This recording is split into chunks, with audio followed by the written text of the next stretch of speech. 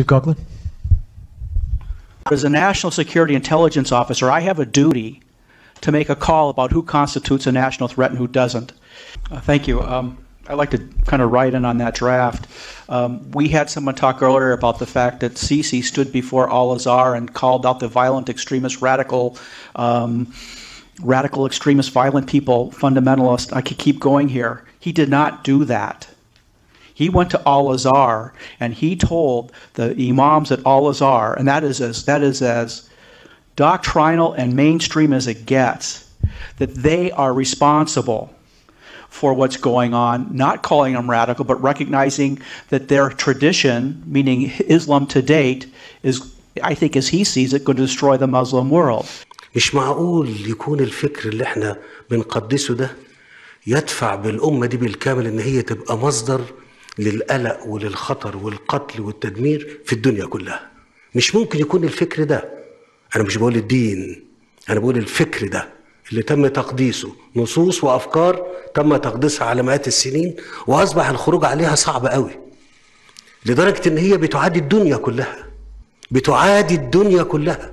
Understand that the Quran, the scripture, and even the hadith, which are the legal sunnah, those sunnah that have legal implications, in and of itself, while it's the basis of Sharia, the threat doctrine, in and of itself, it's somewhat meaningless. In the same way that in the Torah or the New Testament, there is the lex talionis, an eye for an eye. It literally says that. But what comes on top of that is everything. Sharia is scripture and it is hadith.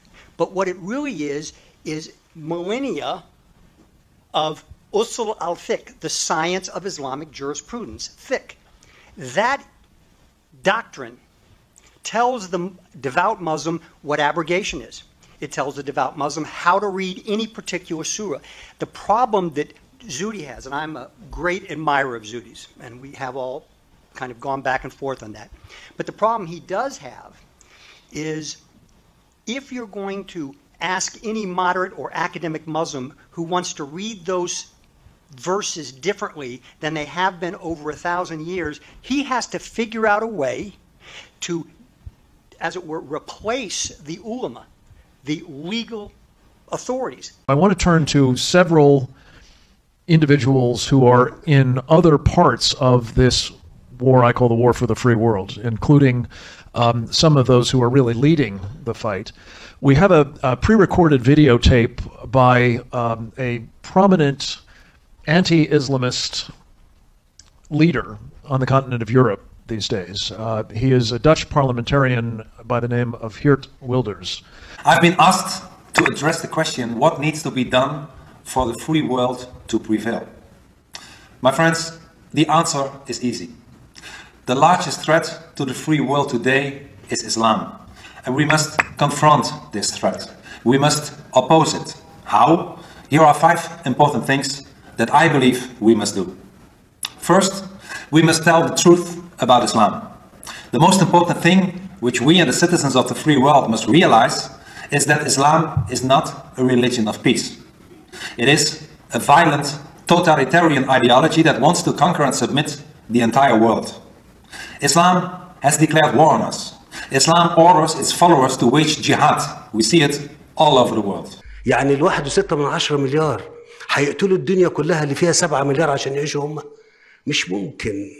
I put my life at the risk of a lot of Muslims just very recently, meeting with a lot of the Sisi's people. Okay, or people who are close to him, I should say. I support everything he's doing. He knows that what a lot of people don't know is the next day he had Al-Azhar imams come out and say what he said was apostasy. And when someone does an analysis of that, they have to say they're right. And we have to understand that they're right. And we have to understand that because it means, first of all, Sisi crossed the Rubicon in his own domain. There's no going back on that. And second of all, we support what he's doing, but we also have to understand that he's drawing on the current feeling inside Egypt that they just don't want to do that anymore. That's not moderate Islam, and we don't need to talk about it. We don't want to do it. And I'm all for that, so I think it's not good to use the words like moderate, because you actually crouch those people out. You brand them moderate, that's what makes them get tagged by by the Al-Azhar Imams. Just let that argument go.